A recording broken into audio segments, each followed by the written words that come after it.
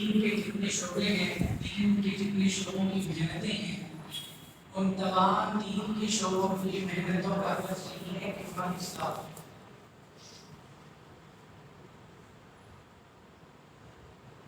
اللہ رب العزت نے اپنے کلام میں فرمایا کہ جو ہمارے راستے میں جدوجہد کرتے ہیں، ہم ان کے لیے ہدایت کے راستے کو ایک راستہ نہیں، اللہ تک پہنچنے کے لیے ایک راستہ نہیں، کئی راستے ہیں۔ اس بات کو بھی سمجھیں۔ کوئی مکتب کی محنت میں لگا ہوا ہے، بچہ مکتب میں جا رہا ہے، پڑھ رہا ہے، دین علم حاصل کر رہا ہے، تو اس دین علم کا حاصل کرنے کا مقصد بھی اپنی اصلاح ہے۔ کوئی جو ہے مدرسے میں جا رہا ہے، پڑھ رہا ہے، دین کو سیکھ رہا ہے، علوم حدیث کو سیکھ رہا ہے، تو اس کا بھی مقصد جو ہے وہ اپنی اصلاح ہے۔ اس علم کے ذریعے سے میری زندگی میں عمل پیدا ہو جائے اور اس عمل سے میرا تزکیہ ہو جائے، میرے دل کی صفائی ہو جائے۔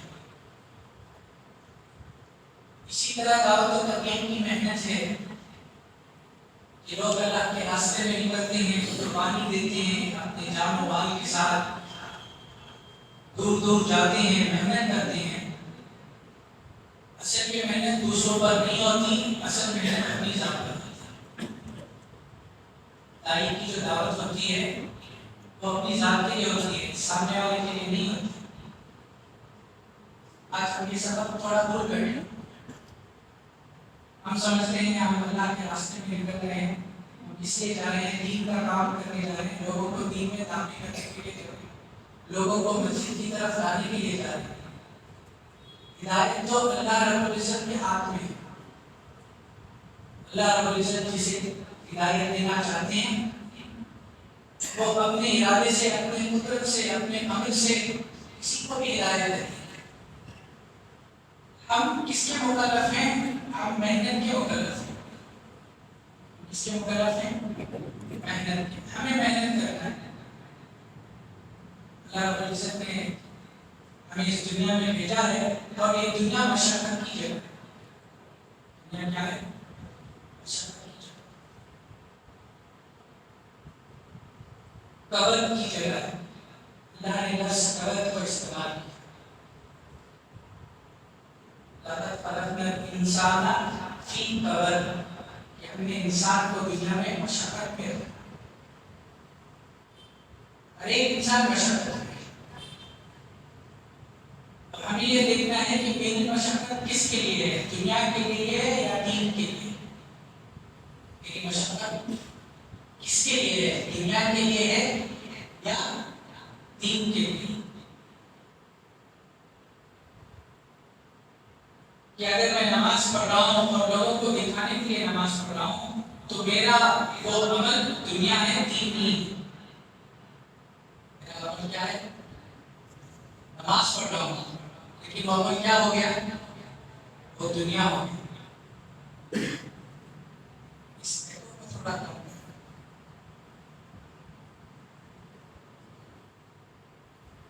اور کوئی ملازمت کے لیے جا رہا ہے، جاب پر جا رہا ہے، جاب کا حق ادا کر رہا ہے، حق پر جا رہا ہے، اس میں سستی نہیں کر رہا، جو کہا گیا اس کو پورا کر رہا ہے، اس کا اہتمام کر رہا ہے، تو اس کا جاب دین ہے۔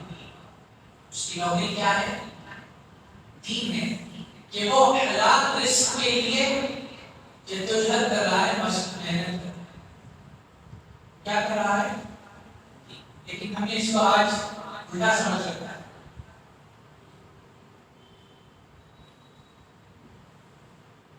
تو انسان کی 24 گھنٹے والی زندگی، ایک ایمان والے کی 24 گھنٹے والی زندگی، وہ کیا ہے؟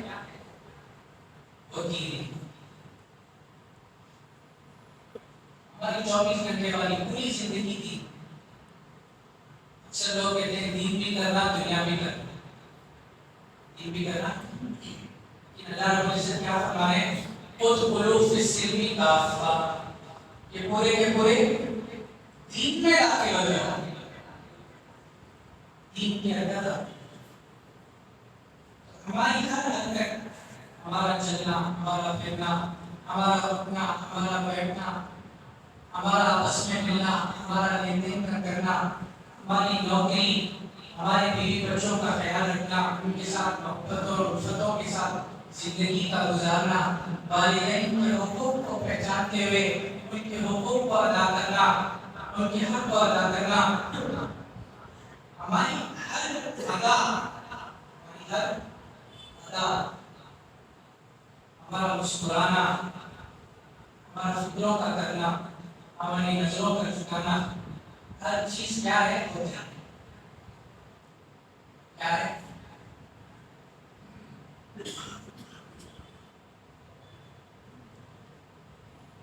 तो अल्लाह रब्बुल इज्जत ने इंसान की हिदायत के लिए कई रास्ते रखे। एक रास्ता नहीं, कई रास्ते। अल्लाह जिसे चाहे ऐसे अंदाज से हिदायत देता है कि लोग हैरान और दंग रहते, लोग हैरान और दंग रह जाते हैं कि अल्लाह रब्बुल इज्जत ने कैसे हिदायत, गुनाहों में किस तरह पड़ा हुआ था इंसान, अल्लाह ने उसकी कैसे तौबा कबूल फरमाई। तौबा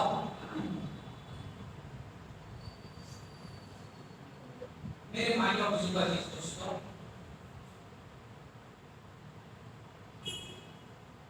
इसमें आता है कुल्लु बनी आदम खत्ताऊन व खैरुल खत्ताईन अत-तव्वाबून।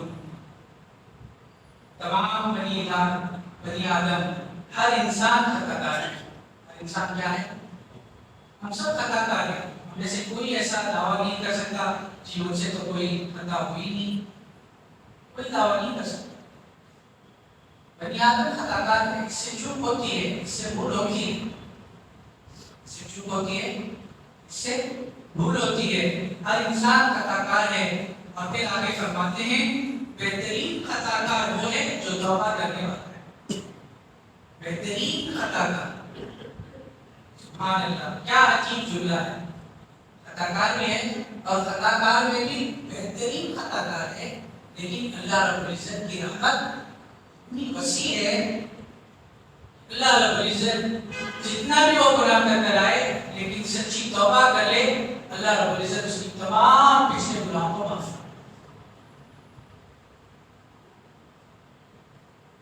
याद रखें, शैतान हमें सारे अमल करने दे, शैतान हमें सारे अमल करने दे।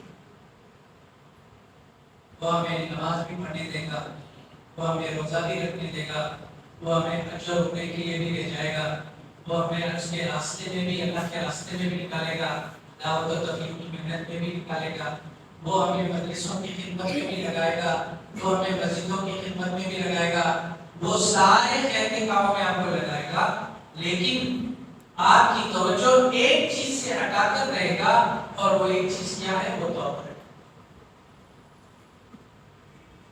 इंसान के दिल में अगर तौबा का ख्याल भी आ जाए, तौबा का ख्याल भी आ जाए, शैतान कोशिश ये करता है कि उसकी तौबा में भी ताखीर हो जाए, उसकी तौबा में भी क्या हो जाए? ताखीर। वो नहीं चाहता कि बंदा तौबा कर ले और अपना सारा जो पिछला अकाउंट है उस अकाउंट को वो खत्म कर दे।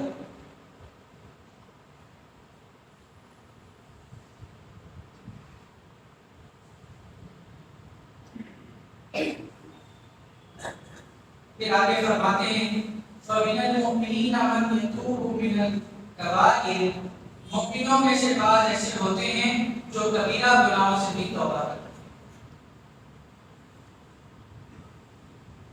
गुनाह दो किस्म के होते हैं, एक कबीरा गुनाह, बड़ा गुनाह, और एक सगीरा गुनाह, छोटा।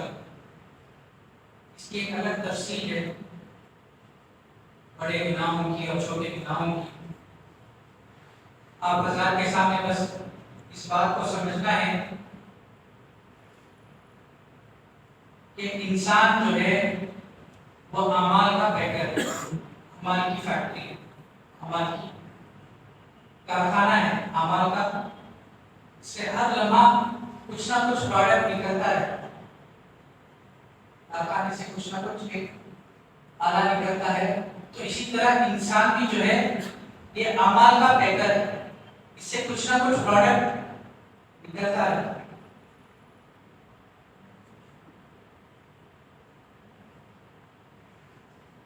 وہ کبھی اچھا ہوتا ہے تو کبھی ڈیفیکٹ ہو جاتا ہے. کبھی پروڈکٹ کیا ہو جاتا ہے؟ اچھا ہو جاتا ہے. اور کبھی پروڈکٹ کیا ہو جاتا ہے؟ اس میں فالٹ ہے، اس کے اندر کوئی نقص آ جاتا ہے، اس کے اندر کوئی نقص پیدا ہو جاتا ہے.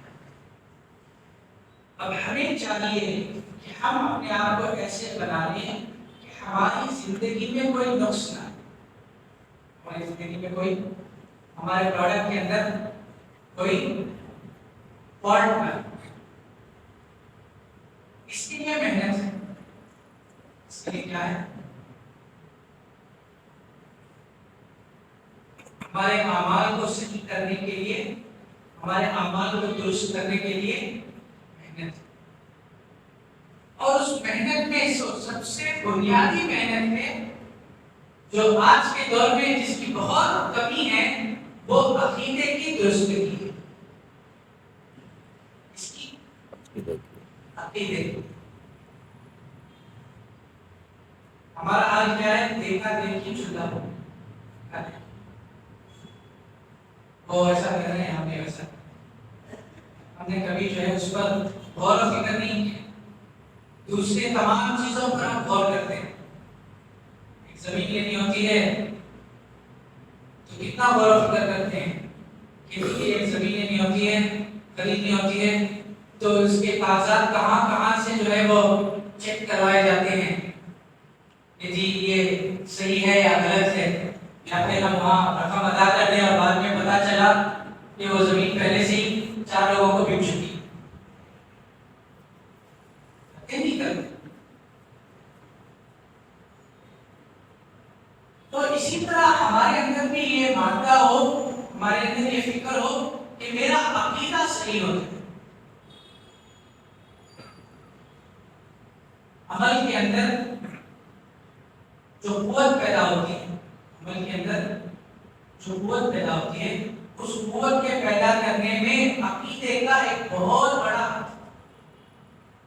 عقیدے کا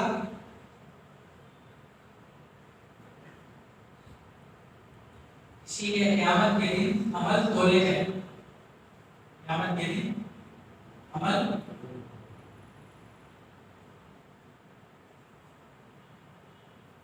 اور اس عمل کے اندر عمل چھوٹا ہوگا، مختصر سا ہوگا. عمل کیا ہوگا؟ چھوٹا ہوگا، مختصر سا ہوگا، لیکن اس کا وزن اس بندے کے اخلاص پر، اس بندے کے اندر کے عقیدے پر، اس بندے کے اخلاص پر، اس بندے کے اندر کے عقیدے پر. عقیدہ صحیح ہوگا تبھی اخلاص زندگی میں آئے. عقیدہ صحیح ہوگا تبھی اخلاص بھی زندگی میں آئے گا، ورنہ وہ تو ایک رسم ہے. ہم نے فضائل اعمال میں پڑھا ہے کہ قیامت کا دن ترازو میں ساتوں زمین ساتوں آسمان ایک پٹی میں رکھ دیے جائیں اور لا الہ الا اللہ ایک پٹی میں رکھ دیا جائے تو وہ ساتوں زمین ساتوں آسمان جو ہے وہ ہوا میں اڑ جائے. کیوں؟ صرف ایک لا الہ الا اللہ اتنا وزنی ہے. وہ وزن کس لیے ہے؟ وہ وزن عقیدے اور اخلاص کا.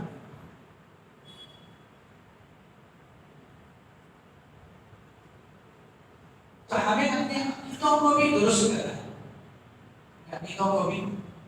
اسی لیے شاید فرماتا ہے توڑ دے بتا، توڑ دے بتا، توڑ دے بتا. پتھر کے ہوں کہ تخیل کے ہوں، پتھر کے ہوں کہ ہم نے پتھر کے تو خود توڑ دیے، اس کے خود توڑے ہیں پتھر کے، لیکن ہمارے تخیل میں بہت سارے بت ہیں. ہمارے تخیل میں، ہماری سوچ میں، ہماری فکر میں کیا ہے؟ بہت سارے بت ہیں. ان بتوں کو بھی توڑنا ہے. اللہ رب العزت اپنے کلام میں فرماتے ہیں فعال لما یرید، کائنات کے اندر جو بھی ہوتا ہے وہ اللہ کے ارادے سے ہوتا ہے. اس کے ارادے سے ہوتا ہے. ہر ذرے کے اندر کوئی اگر حرکت ہے تو اللہ کے ارادے سے، اللہ کی تجلی افعال تجلی سے، تجلی افعالیہ سے.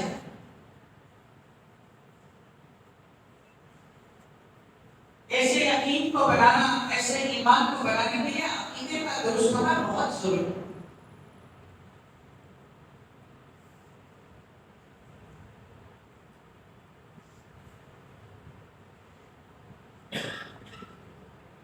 تو ایک ہے کبیرہ گناہ، ایک ہے صغیرہ گناہ. انسان سے ہر وقت کبیرہ گناہ اور صغیرہ گناہ صادر ہوتے ہیں جب وہ غفلت سے زندگی گزارتا ہے. گناہ اسی وقت ہوتا ہے جب انسان غافل ہوتا ہے. انسان جب اللہ کی یاد نہیں رہتی، اللہ کو یاد نہیں کرتا، تب جا کر اس سے کیا ہو جاتا ہے. ایک ہے آرزو سے گناہ، ایک ہے اور ایک ہے دل سے گناہ. ایک ہے آرزو سے گناہ، بعض کبیرہ ہیں بعض صغیرہ ہیں. آرزو سے جو گناہ ہیں وہ بعض کیا ہیں؟ صغیرہ گناہ ہیں اور بعض کبیرہ گناہ، چھوٹے بھی ہیں اور بڑے. لیکن جو چھپا ہوا ہے، جو اندر ہے، جو دل میں ہے، وہ سارے گناہ کبیرہ گناہ. سارے گناہ کون سے گناہ؟ یہاں سے جتنے گناہ صادر ہوں گے وہ سارے کبیرہ گناہ. مثال کے طور پر حسد ہے، کبیرہ گناہ. ریا ہے، کیا ہے؟ لوگوں کو دکھلانے کے لیے عمل کرنا. میں فلانے بزرگ کی خدمت میں ہوں، کیا کر رہے ہیں؟ لوگوں کو دکھا رہے ہیں. مخلص جو ہوتا ہے وہ اپنے عمل کو چھپاتا ہے. مخلص جو ہوتا ہے وہ اپنے عمل کو حد الامکان کوشش کرتا ہے کہ میرا کوئی عمل کسی مخلوق کے سامنے ظاہر نہ ہو کہ میرا اور اللہ کا معاملہ ہے. میرا اور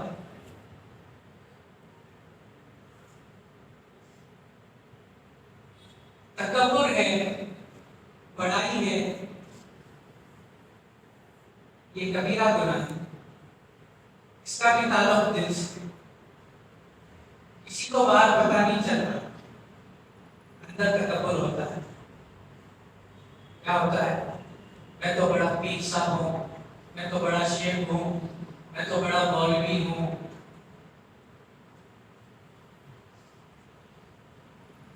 میں تو بڑا انجینئر ہوں، میں تو بڑا ڈاکٹر ہوں. کون سی بیماری ہے؟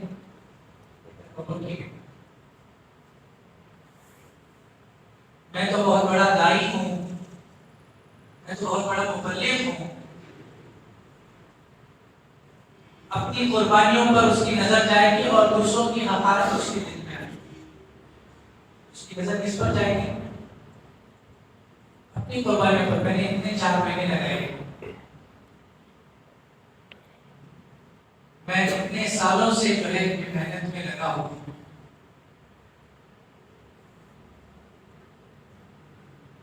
یہ سب بیماریاں ہیں جن کو ہمیں پاک کرنا ہے. اسی کا نام اصلاح. یہ جو کھوٹ ہے، میل کا کھوٹ، یہ اتنی آسانی سے نہیں کرتا. اتنی آسانی سے اس کے لیے اپنے اوپر بہت محنت کرنی ہوتی ہے. اپنے آپ کو جو ہے ایک مشقت میں رکھنا پڑے گا. اللہ کی محبت میں اپنے آپ کو فنا کرنا پڑے گا، جب جا کر یہ چیزیں ہمارے دلوں سے نکلیں. جب جا کر یہ چیزیں ہمارے دلوں سے.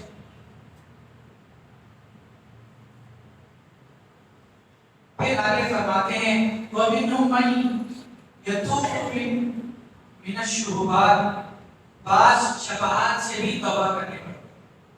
بعض ایسی چیزیں ہوتی ہیں جس میں ہمیں شک پیدا ہوتا ہے، شبہات پیدا ہوتے ہیں، تو ہمیں ان چیزوں سے بھی توبہ کرنا ہے. ہمیں ان چیزوں سے بھی توبہ. اللہ تک پہنچنے کا راستہ، اس کی پہلی سیڑھی وہ توبہ ہے. کیا ہے؟ توبہ اور استغفار. آج مرکز پر جو ہے وہ ایک جماعت مشرف جا رہی ہے، ان سے بات ہو رہی تھی اجتماعیت پر. اس پر بات ہو رہی تھی ہمارے دلوں کا جوڑ. اس کا کام کس سے ہوتا ہے؟ جب دل جڑے ہوئے ہوتے ہیں، جب سب کی ایک فکر ہوتی ہے، تب جا کر اللہ کی مدد ہوتی ہے. تو میں اس جماعت سے کہہ رہا تھا، حضرت شیخ خان صاحب رحمۃ اللہ علیہ نے کتاب میں لکھا ہے مکتوبات میں، جماعت میں ایک ایسا ساتھی ہوتا ہے وہ اس فکر کے ساتھ چلتا ہے کہ میرے سے کسی کو تکلیف نہیں پہنچ، میرے سے کسی اور کو تکلیف نہ پہنچے. میں اس طریقے سے جماعت میں چلوں، میں اس انداز سے جماعت میں چلوں. تو حضرت آگے فرماتے ہیں جو اس فکر کے ساتھ چلتا ہے وہ اپنے لیے توبہ اور استغفار کرتا ہے. کیا کرتا ہے؟ اپنے لیے توبہ اور استغفار. میرے سے کسی کو تکلیف نہ ہو، میرے پڑوسی کو تکلیف نہ ہو، میرے ساتھی کو تکلیف نہ ہو، میری مسجد والی جماعت کو تکلیف نہ ہو، ہمارے مسلمان کو تکلیف نہ ہو، ہمارے محلے میں جتنے لوگ ہیں ان لوگوں کو میری طرف سے کوئی تکلیف نہ پہنچے، کسی کی دل آزاری نہ ہو، کسی کا دل نہ دکھ جائے. تو وہ کیا کرتا ہے؟ اپنے لیے توبہ اور جماعت میں ایک ایسا ساتھی ہوتا ہے، ضروری نہیں وہ امیر صاحب ہی ہو، وہ ضروری نہیں امیر صاحب ہی ہو، وہ کوئی بھی ہو سکتا ہے، جو اس فکر کو لے لے، جو اس فکر کو اپنے اندر لے لے، اس درد کو اپنے اندر لے لے، اس قرن کو اپنے اندر لے لے کہ جو ہے مجھے جماعت کو جوڑ کر چلنا ہے. جماعت کو ایک جڑ کر چلنا اور ایک جوڑ کر چلنا. تو وہ کیا کرے گا؟ حضرت آگے لکھتے ہیں کہ وہ ہر ایک کا نام لے لے کر ان کے لیے توبہ استغفار کرے گا. ہر ایک کے لیے ان کا نام لے کر، اس مسجد میں بھائی عبدالعزیز ہیں، بھائی عبدالعزیز کے لیے توبہ استغفار کرے گا. رات کو اٹھے گا ان کے لیے توبہ استغفار کرے گا، اللہ سے روئے گا. عبداللہ ہیں، عبداللہ کے لیے وہ رات میں اٹھے گا اور ان کے لیے توبہ استغفار. اس طریقے سے دل جڑتے ہیں، اس طریقے سے. جہاں غیبت ہوئی وہاں دل بھر جاتا، جہاں غیبت ہوئی وہاں دل دکھ جاتا.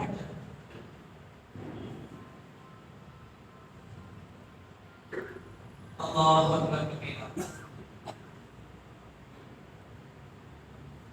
اس حدیث کا ایک مرتبہ ہم نے شیخ اول حضرت مفتی خالد صاحب کا بھی ملا. شاہ کی بات کا وقت تھا، ساتھی جماعت ہے، تو حضرت نے بتایا کہ آپ صلی اللہ علیہ وسلم بخشے بخشائے تھے، بے گناہ تھے، معصوم تھے، لیکن ان کا روزانہ کا معمول 70 سے زیادہ مرتبہ استغفار کا. 70 سے زیادہ مرتبہ استغفار.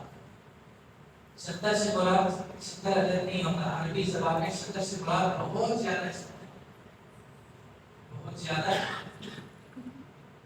انہوں نے 10 وجوہات بتائی، آپ صلی اللہ علیہ وسلم کی وجوہات سے استغفار کرتے.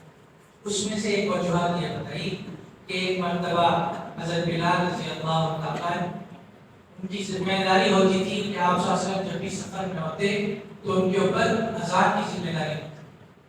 سفر میں کون اذان دیں گے؟ بلال رضی اللہ تعالیٰ. اللہ رب العزت نے ایک مرتبہ ان کو سنا دیا اور ان سے یہ بھول ہو گئی، اور پھر اس جگہ پر حضرت عمر رضی اللہ تعالیٰ جاگے، انہوں نے اذان دی اور پھر تمام صحابہ نے نماز پڑھی.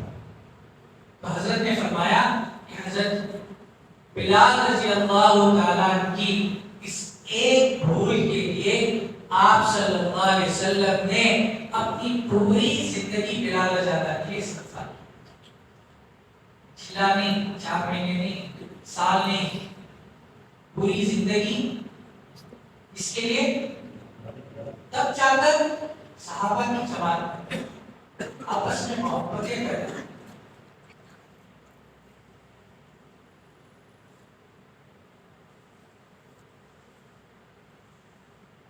میرے بھائیوں بزرگوں عزیز دوستوں، اللہ رب العزت نے ہمیں توبہ کا دروازہ دیا ہے. کیا دیا ہے؟ اگر آج ہم اپنے آپ کو دیکھیں، ہمارے بڑوں کو دیکھیں، بڑوں کے تقوی کو دیکھیں، بڑوں کے توکل کو دیکھیں، ان کی عابدی پڑھیں، ان کی زندگی کو پڑھیں، صحابہ کی زندگی کو پڑھیں، تابعین کی زندگی کو پڑھیں، تبع تابعین کی زندگی کو پڑھیں، اولیاء اللہ کی زندگیوں کو پڑھیں، ہمارے اسلاف جو قریب میں گزرے ہیں، ہمارے مشائخ جو قریب میں گزرے ہیں، ان کی زندگیوں کو دیکھیں. اور ہم اگر ہماری زندگی پر نظر ڈالیں گے، ہمارے پاس ایسا کوئی عمل ہی نہیں ہے جو اللہ کی بارگاہ میں پیش کر سکے.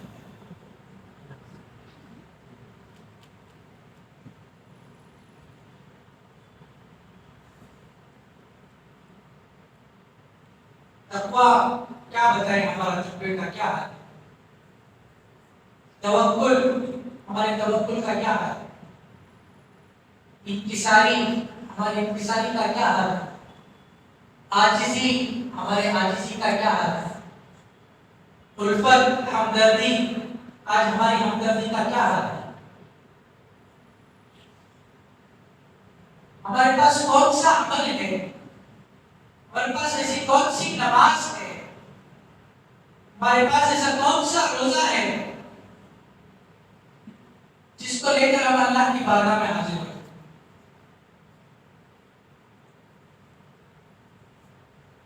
اس فقیر کے نزدیک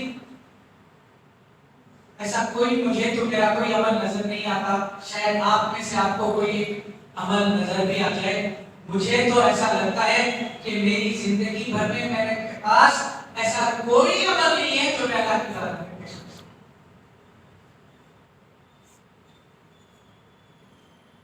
لیکن اللہ کی ذات بڑی رحیم ذات، اللہ کی ذات بڑی کریم ذات، اللہ نے ہمیں ایک ایسا دروازہ دیا ہے جس دروازے سے ہم جنت میں داخل ہو سکتے. اور وہ کون سا دروازہ ہے؟ توبہ کا دروازہ. ہم توبہ تو کر سکتے ہیں، اللہ سے اتنا تو ہم تھوڑا گڑگڑا سکتے ہیں، اللہ مجھے معاف کر.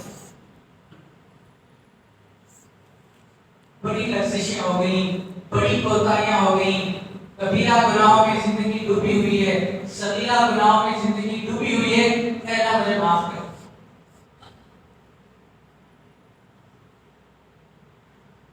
ایک چیز یاد رکھیں، اپنے ذہنوں میں اس کو بٹھا لیں، دل کی کانوں سے اس بات کو سمجھ لیں. حدیث قدسی میں آتا ہے کنت کنزا مخفیا، اللہ رب العزت فرماتے ہیں میں چھپا ہوا خزانہ تھا، میں چھپا ہوا خزانہ. اللہ رب العزت نے اپنی تشبیہ خزانے سے کی ہے، کیونکہ خزانہ گھر بیٹھے نہیں ملتا. خزانے کو کیا کرنا پڑتا ہے؟ تلاش کرنا پڑتا ہے، اس کے لیے جدوجہد کرنی پڑتی ہے. اللہ کو حاصل کرنے کے لیے کیا ہے؟ جدوجہد. اللہ رب العزت تشبیہ دے کر فرما رہے ہیں میں چھپا ہوا خزانہ تھا، احببت، میں نے چاہا. اللہ رب العزت خود فرما رہے ہیں میں نے چاہا ان عرفا، کہ میں پہچانا جاؤں، میں پہچانا جاؤں. تو جب اللہ نے کہا احببت، میں نے چاہا، تو تمام مشائخ کا، تمام مفسرین، تمام محدثین سب کا اس پر اجماع ہے کہ اللہ رب العزت کی جو ذات ہے وہ سراپا محبت ہے. اللہ رب العزت کی ذات کیا ہے؟ سراپا محبت، سراپا خیر. سراپا ہے۔ اللہ سے زیادہ مجھے چاہنے والا کوئی نہیں ہے، اللہ سے زیادہ مجھے چاہنے والا کوئی نہیں۔ دنیا کے اندر اگر کسی کی محبت کی مثال دی جاتی ہے تو ایک ماں کی مثال دی جاتی ہے۔ اس کی مثال دیتی ہے کیونکہ ماں کی محبت، ماں کی ممتا، یہ ایک مثالی محبت ہے۔ کوئی اس کو چیلنج نہیں کر سکتا، کوئی اس محبت کو نہیں کر سکتا۔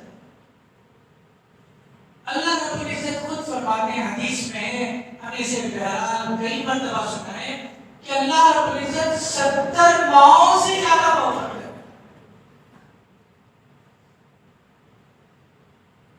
70 ماؤں سے زیادہ محبت، یعنی اللہ کی محبت اتنی زیادہ ہے، اتنی زیادہ ہے کہ یہ ہمارے تصور کے باہر ہے۔ یہ ہمارے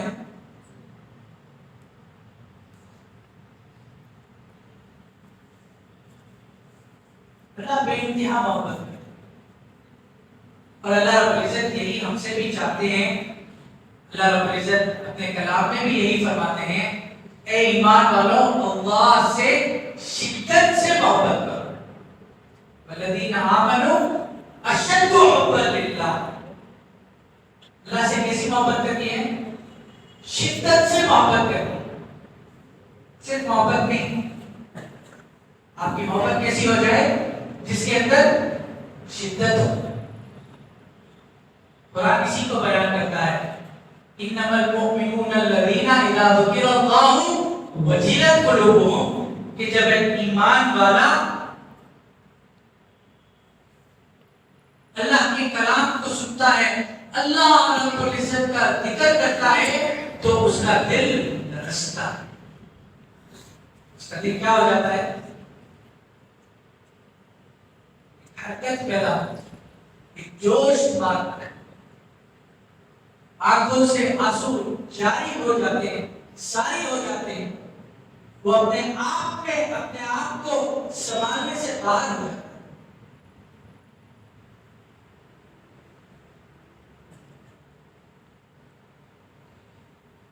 اللہ رب العزت ہمیں سب سے زیادہ چاہتا ہے،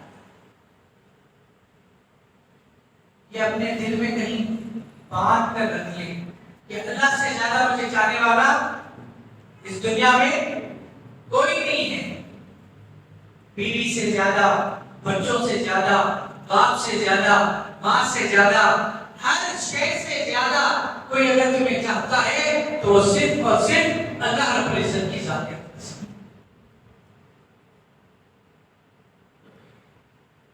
اور اللہ رب العزت بھی ہم سے یہی چاہتے ہیں، اے ایمان والوں مجھ سے شدت سے محبت کرو۔ تو یہ جو ذکر اور سلوک کا راستہ ہے، یہ مجاہدے والا راستہ نہیں ہے، یہ راستہ مجاہدے والا نہیں ہے۔ اصلاح کا جو راستہ ہے، یہ اصلاح کا راستہ مجاہدے والا راستہ نہیں ہے، یہ محبت والا راستہ ہے۔ اللہ کو پانا ہے، اللہ سے ملنا ہے، اللہ سے واصل ہونا ہے، اللہ کا دوست بننا ہے، اللہ کا قریب بننا ہے، تو وہ کون سا راستہ ہے؟ محبت کا راستہ ہے۔ کون سا راستہ؟ اس کو ذہن میں شامل کریں۔ ذکر و سلوک کی محنت، یہ تزکیے کی محنت، یہ محبت کا راستہ ہے۔ ان کنتم تحبون اللہ فاتبعونی یحببکم اللہ، کہ اگر تم چاہتے ہو کہ تم مجھ سے محبت کرو تو تمہیں کس سے پہلے محبت کرنی ہوگی؟ آپ صلی اللہ علیہ وسلم سے محبت کرو۔ یہاں مجاہدہ نہیں کہا گیا، کون سا لفظ استعمال کیا گیا؟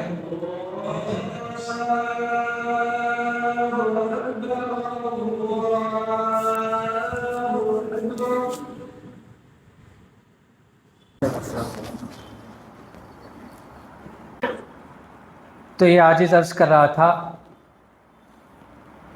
کہ ہمیں توبہ کرنی اور کثرت سے توبہ کرنی، اللہ رب العزت نے اپنے کلام میں فرمایا ان اللہ یحب التوابین کہ جو کثرت سے توبہ کرتے رہتے ہیں وہ اللہ کے محبوب ہوتے ہیں، اللہ ان سے محبت کرتے ہیں، اللہ ان سے جو کثرت سے توبہ کرنے والا ہوتا ہے، جو کثرت سے استغفار کرنے والا ہوتا ہے کہ اس کے زبان کے استغفار کے ساتھ اس کا دل بھی اس استغفار کے ساتھ جڑ جائے، وہ توبہ کرنے والا بن جائے، تو پھر وہ اللہ کا ولی ہو کر مرتا ہے۔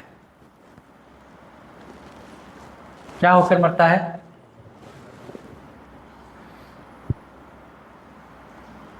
ایک بزرگ کا قول ہے، وہ فرماتے ہیں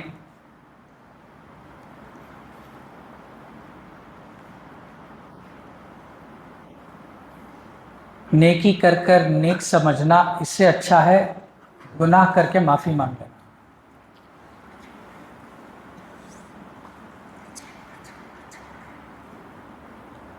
نیکی کر کر نیک سمجھنا اس سے اچھا ہے گناہ کر کے معافی مانگ لینا۔ کسی نے پوچھا حضرت وہ ایسا کیوں؟ فیا عمل کرتے کرتے کرتے کرتے کرتے اس کے اندر تکبر پیدا ہو جاتا ہے۔ ہمارے اندر یہ مزاج بن چکا ہے، اگر کوئی ابھی عمرے پر جا کر آئے تو ہم اس سے سب سے پہلا سوال کیا کرتے ہیں؟ آپ نے کتنے طواف کیے؟ آپ نے کتنے طواف کیے؟ آپ نے کتنے عمرے کیے؟ اللہ کے پاس تعداد نہیں ہے، اللہ کے پاس اخلاص ہے۔ اللہ کے پاس کوانٹیٹی نہیں ہے، اللہ کے پاس کوالٹی ہے۔ اللہ کے پاس کیا ہے؟ کوالٹی۔ تو عمل کرتے کرتے اس کے اندر کیا آ سکتا ہے؟ تکبر پیدا ہو سکتا ہے۔ اللہ سے توبہ کرتے کرتے کرتے اس کے اندر باقی کچھ نہیں رہے گا، صرف اخلاص باقی رہے گا۔ اسی لیے ایک اور بزرگ فرماتے ہیں اللہ رب العزت بعض مرتبہ ندامت والوں کو عبادت والوں سے زیادہ دے دیتے ہیں۔ ندامت والوں کو عبادت والوں سے زیادہ عطا فرما دیتے ہیں، کیونکہ ان کی ندامت میں صرف اخلاص ہے۔ ان کی ندامت میں کیا ہے؟ صرف اخلاص ہے۔ وہ اللہ کے سامنے آوازاری میں، اے اللہ میرے پاس کچھ نہیں۔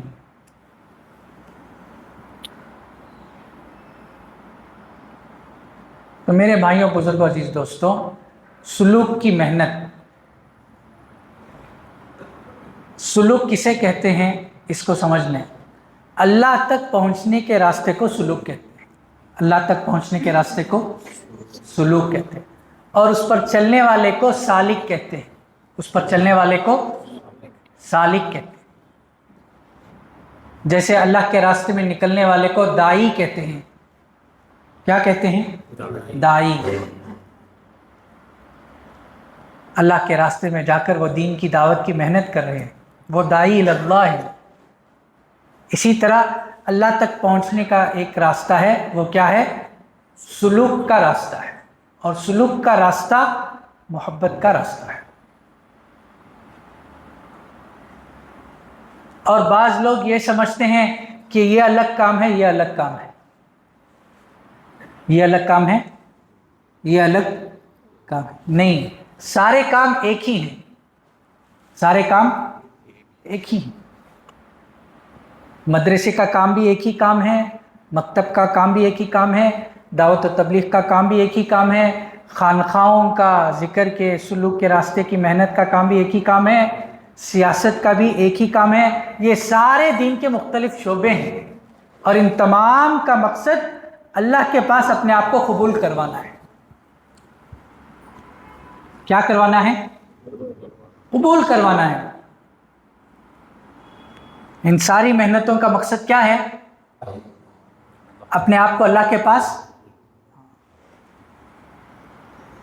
کہ میں اللہ کے پاس قبول ہو جاؤں، اللہ کے پاس مقبول ہو جاؤں۔ اللہ کے پاس کیا ہو جاؤں؟ مقبول ہو جاؤں۔ انبیاء علیہ السلام کی جماعت مقبول جماعت۔ تمام انبیاء کیا ہیں؟ मासूम हैं, बेगुनाह हैं, मकबूल जमात है। अल्लाह ने उनको कबूल फरमा लिया। चाहे उस नबी के पीछे एक आदमी खड़ा हो, चाहे उस नबी के पीछे एक बहुत बड़ी उम्मत खड़ी हो, लेकिन वो नबी क्या हो चुका है? कबूल हो चुका है।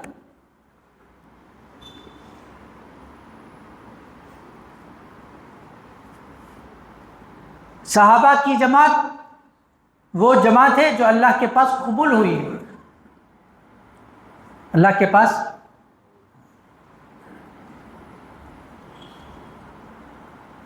हमें अपनी फिक्र करनी है।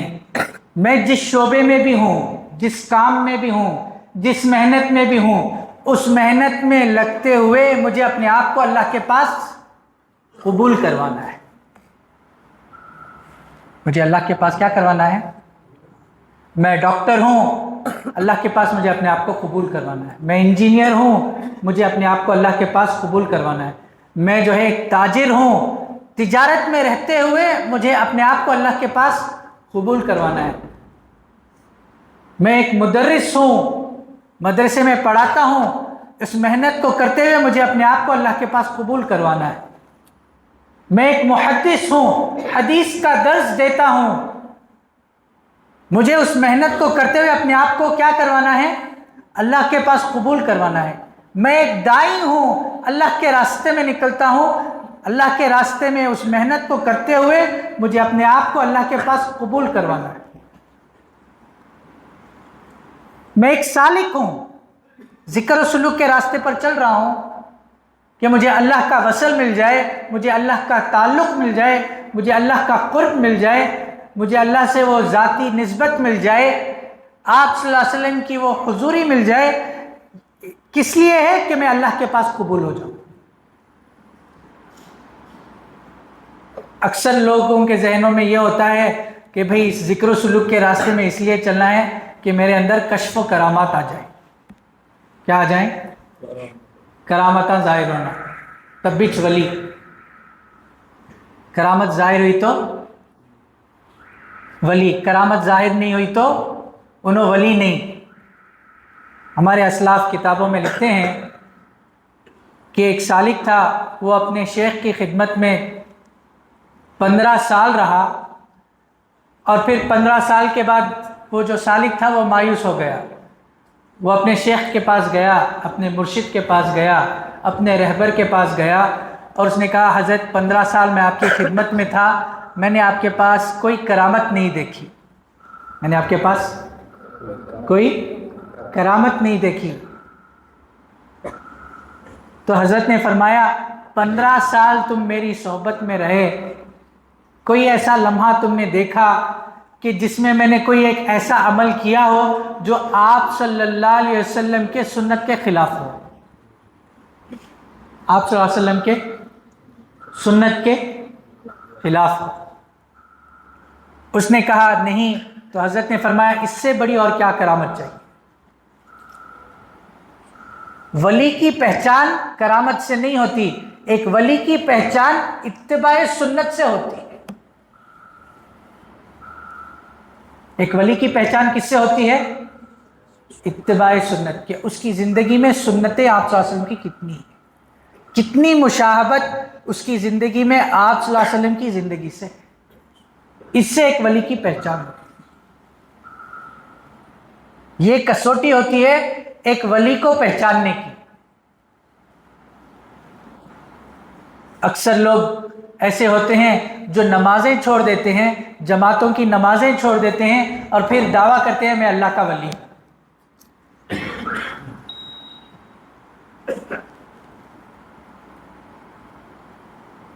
एक अहम फरीजा छोड़कर वो कैसे दावा कर सकता मैं अल्लाह का दोस्त हो सकता?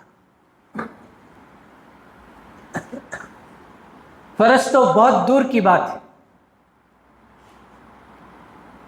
हाल ही में तुर्की में एक बहुत बड़े बुजुर्ग थे, शेख महमूद अल-फिंदी रहमतुल्लाह अलैह। चंद साल पहले हज़रत का इंतकाल हुआ था। वो फरमाते थे अपने मुरीदीन से कि अगर तुम मेरी 24 घंटे वाली ज़िंदगी देखो تو اس 24 گھنٹے والی زندگی کے اندر آپ صلی اللہ علیہ وسلم کی 4000 سنتیں. کتنی ہیں؟ 4000 سنتیں. اور اس میں سے اگر ایک سنت بھی مجھ میں نہ پاؤ تو میرے پیچھے چلنا چھوڑ دو. ایک سنت بھی ناغہ ہو رہی ہے تو میرے پیچھے میری اتباع کرنا چھوڑ دو. یہ ہوتے ہیں اللہ کے ولی. ہم نے اس کو بار بار بیانوں میں سنا ہے. الاستقامہ فوق الکرامہ. الاستقامہ فوق الکرامہ. ایک سنت پر استقامت کے ساتھ، ایک سنت پر استقامت کے ساتھ جم جانا، اس کو اپنی زندگی کا ایک حصہ بنا لینا 1000 کرامتوں سے بڑھ کر.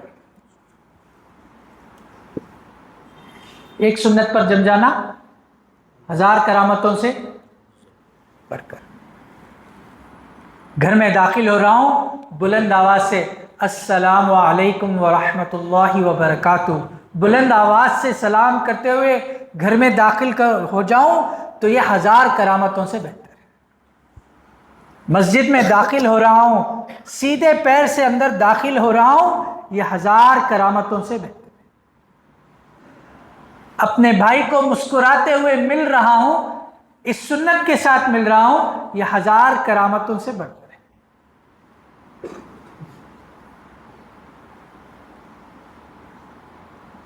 تو ولی کی پہچان کس سے ہوتی ہے؟ اتباع سنت.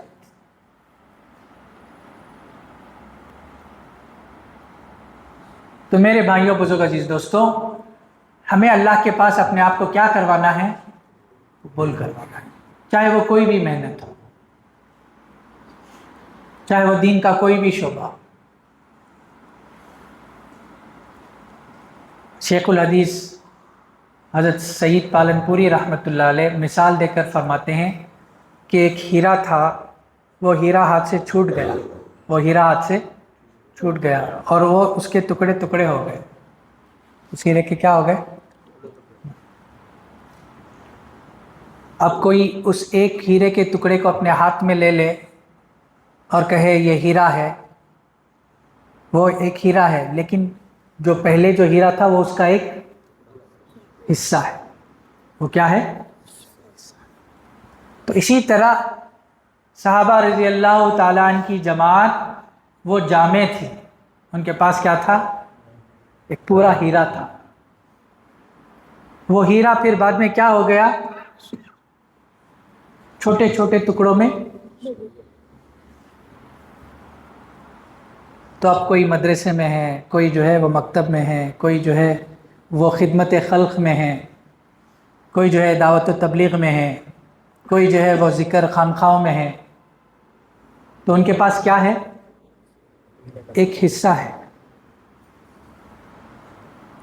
تو ہم آپس میں رفیق بنے. ہم آپس میں کیا بنے؟ جو بھی جس کام کو کر رہا ہے ہم اسے سراہیں، ہم اسے ہمت دیں. ہم اسے سراہیں، ہم اسے کیا کریں؟ ہمت دیں. ماشاءاللہ آپ خدمت خلق میں ہیں، آپ لوگوں تک پانی پہنچا رہے ہیں. بعض ایسے لوگ ہیں خدمت خلق میں ہیں، لوگ پریشان ہیں، دربدر ہیں، آپ ان کو سہارا دے رہے ہیں. خدمت خلق ہے، ان کی ہمت افزائی کریں. کوئی دعوت و تبلیغ کی محنت میں لگے ہوئے ہیں، ہم ان کی ہمت افزائی کریں کہ وہ اپنے جان مال کو لے کر ہر گلی در بدر گھوم رہے ہیں، پھر رہے ہیں، دعوت کی محنت کر رہے ہیں. کتنا بڑا کام ہے، کتنا افضل کام ہے، کتنا اونچا کام ہے.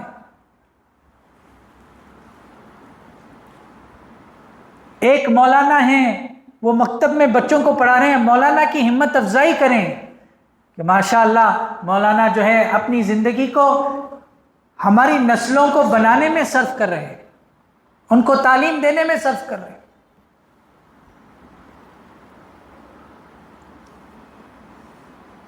دین ہر شعبے میں ہے. دین کس میں ہے؟ جیسے میں نے پہلے بھی عرض کیا، کالج پڑھاتے پڑھاتے بھی دین کا کام ہو سکتا ہے. نوکری کرتے بھی دین کا کام ہو سکتا ہے۔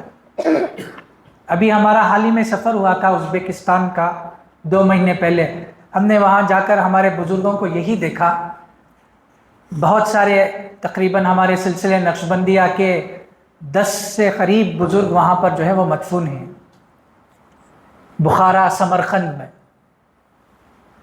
ان 2 شہروں میں کئی بزرگ اللہ والے وہاں مدفون ہیں۔ ہم نے ان کو جا کر قریب سے دیکھنے کا موقع ملا، تو وہ جو ہے اپنی مشغولی میں رہتے ہوئے اپنے آپ کو اللہ کے پاس انہوں نے قبول کروایا۔ ایک بزرگ ہیں حضرت انجیر فغنوی رحمۃ اللہ علیہ، ان کا انجیر کا باغ تھا۔ کس کا باغ تھا؟ اب ہمارا کھیتی ہے نہیں، کھیتی کرتے کرتے انہوں نے اپنے آپ کو کیا کروایا؟ اللہ کے پاس، اللہ کے ولی بن گئے۔ ایک اور بزرگ تھے بابا سماسی رحمۃ اللہ علیہ، وہ پہلوان تھے۔ کیا تھے؟ پہلوان۔ پہلوانی کرتے کرتے انہوں نے اپنے آپ کو اللہ کے پاس قبول کروا لیا۔ حدیث میں آتا ہے جس کا مفہوم ہے کہ کمزور مومن سے بہتر قوی مومن ہے۔ کمزور مومن سے بہتر قوی مومن، مضبوط۔ ہم اپنے آپ کو مضبوط کریں، ہم اپنی صحت کا خیال کریں، چھوڑیں بستروں کو، چھوڑیں آلسی پن کو، چھوڑیں بیکار کی دفعہ داری کو، چھوڑیں اپنے آپ کو بنائیں، اپنے زندگی کے مقصد کو پہچانیں۔ اللہ نے ہمیں ایسا ہی نہیں پیدا کیا، ایک بڑے اونچے مقصد سے پیدا کیا ہے۔ تو وہ بزرگ پہلوانی کرتے ہوئے اپنے آپ کو اللہ کے پاس قبول کر رہے۔ ایک اور بزرگ وہ تاجر تھے، تجارت کرتے کرتے انہوں نے اپنے آپ کو اللہ کے پاس قبول کروایا۔ ایک اور بزرگ وہ بڑے عہدے پر تھے، حکومت کے بڑے عہدے پر، بادشاہ کے جو ہے وہ خاص خادم تھے، چیف ایڈوائزر۔ کیا تھے؟ اتنا مال ہونے کے باوجود بھی انہوں نے اپنے آپ کو اللہ کے پاس قبول کروایا۔ مال ہوتے ہوئے بھی انہوں نے اپنے آپ کو، الغنا غنا النفس، تو اپنے نفس کو ہمیں پہچاننا ہے۔ من عرف ربہ فقط عرف ربہ، جس نے اپنے نفس کو پہچانا اس نے اللہ کو پہچانا۔ من عرف نفسہ فقط عرف ربہ۔ تو آج ہمیں اپنے آپ کو پہچاننے کی ضرورت ہے، اپنے آپ کو بنانے کی ضرورت ہے۔ یہ سلوک کی محنت اسی لیے ہے، یہ سلوک کی محنت آپ جس دین کے شعبے میں ہیں اس دین کے شعبے میں رہتے ہوئے یہ محنت کر سکتے ہیں، یہ الگ نہیں ہے۔ وہ اس کے لیے معاون ہے، وہ اس کے لیے کیا ہے؟ معاون اور مددگار ہے۔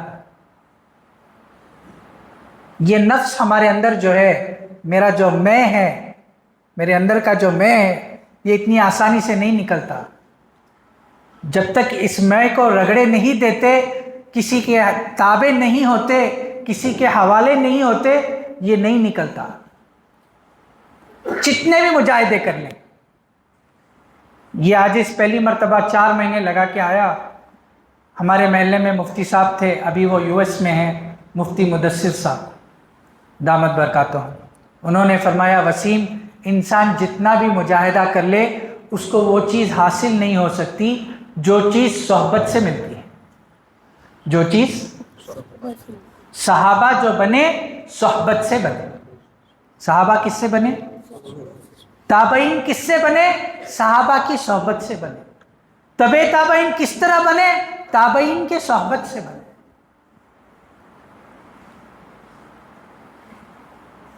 بعض لوگ غلو کر لیتے ہیں جو بالکل غلط ہے۔ جی اس کام میں ہی اصلاح ہے، ایسا نہیں ہوتا۔ آپ کو رہبر کی ضرورت ہوتی ہے۔ آج کے زمانے میں یورپ امریکہ میں یہ کامن ہے، اس کو کہتے ہیں لائف کوچ۔ کیا بولتے ہیں؟ लाइफ कोच کہ میں نے اپنی زندگی کے لیے ایک رہبر کو چن لیا. میں نے اپنی زندگی کے لیے ایک رہبر کو. مشائخ کا کام ہی یہی ہوتا ہے. ہماری امت کے اندر جو مشائخ ہیں ان مشائخ کا کام کیا ہے؟ رہبری کرنا. کیا کرنا؟ ہمیں ایک رہبر کی ضرورت ہے. آدمی کتنا بھی ترقی کر لے. حضرت جی رحمت اللہ علیہ ایک مثال دے کر فرماتے ہیں کہ دنیا کے کئی کھیل ہیں، ان میں سے فٹ بال بھی ایک کھیل ہے. کون سا؟ فٹ بال. اور اگر کوئی دنیا کا نمبر 1 پلیئر بھی ہو جائے، دنیا کا نمبر 1، ساری دنیا اس کو جانتی ہے، ساری دنیا اس کو پہچانتی ہے، ساری دنیا اس کو پہچانتی ہے، وہ دنیا کا نمبر 1 پلیئر، فرماتے ہیں کہ اس کے پیچھے بھی کوئی نہ کوئی کوچ ہوتا ہے. اس کے پیچھے بھی کوئی نہ کوئی. تو جب ایک کھیل کے لیے، ایک دنیاوی کام کے لیے ایک رہبر کی ضرورت ہے، ایک کوچ کی ضرورت ہے، تو ہم اپنی زندگی کو بنانے کے لیے دین کی محنت کرنے میں، دین کی محنت کے جس شعبے میں ہیں اس شعبے میں محنت کرتے ہوئے ہمارے لیے بھی ایک رہبر کی ضرورت ہے. ہمارے لیے بھی کیا ہے؟ ایک رہبر کی. اس کے بغیر کام نہیں ہوتا.